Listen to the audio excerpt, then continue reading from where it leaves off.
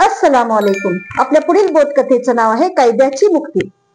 एका युद्धानंतर इराणचा जो सरदार होता त्याला कैद करण्यात आले आणि बंदी म्हणून मदिन्यात पाठवण्यात आले।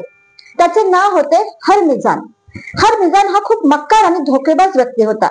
त्याच्यामुळे इस्लामी फौजांना त्यावेळी खूप जास्त नुकसान झाले होते। त्यामुळे त्यावेळेच्या युद्धनीतीप्रमाणे हजरत उमर यांनी त्याला मृत्यूदंडाची शिक्षा सुनावली त्यावेळेच्या नियमाप्रमाणे। आता जेव्हा त्याला मृत्यूदंडाची शिक्षा देण्यासाठी घेऊन जात होते तेव्हा त्याने पिण्यासाठी पाणी मागितले। एका भांड्यामध्ये त्याला पाणी देण्यात आले। त्याने ते भांडे हातात घेतले आणि मग काहीतरी विचार करू लागला।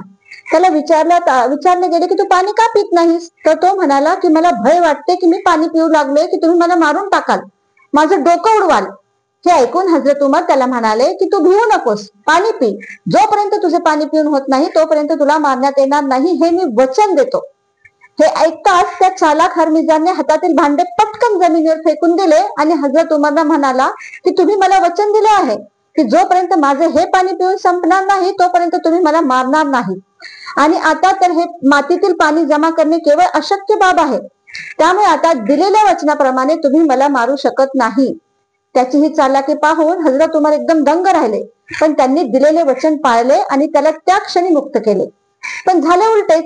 हजरत उमर यांच्या या वागण्याने हरमिजान खूप प्रभावित झाला व तो उमरना शरण आला आणि मुसलमान झाला आणि मग इराणला परत न जाता उरलेले आयुष्य त्याने मदिनेतच व्यतीत केले। उमरनेही मोठ्या मनाने त्याला 2000 दिरहम एवढी रक्कम वार्षिक भत्ता म्हणून ठरवून दिली। अशा प्रकारे हजरत उमरने आपली वचनपूर्ती करून समोरच्याचं मन जिंकलं। धन्यवाद।